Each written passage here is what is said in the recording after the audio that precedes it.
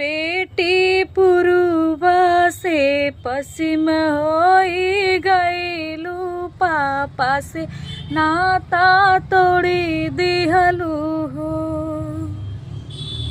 ए बेटी पूर्व से पश्चिम होई गईलू, पापा से नाता तोड़ी दिहलू हो।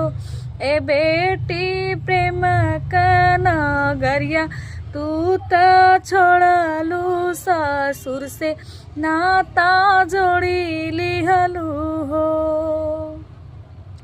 ए बेटी प्रेम का नगरिया तू त छोड़लू, ससुर से नाता जोड़ी दिहलू हो।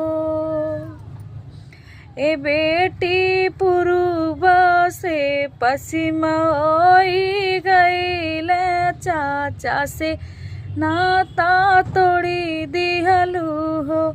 ए बेटी प्रेम का नगरिया तू त छोड़लू, भसुर से नाता जोड़ी लिहलू हो। ए बेटी पूर्व से पश्चिम होई गईल, भैया से नाता तोड़ी लिहलू हो। ए बेटी पूर्व से पश्चिम होई गईल, भैया से नाता तोड़ी लिहलू हो। ए बेटी प्रेम का नगरिया तू त छोड़लू, देवर से नाता जोड़ी लिहलू हो।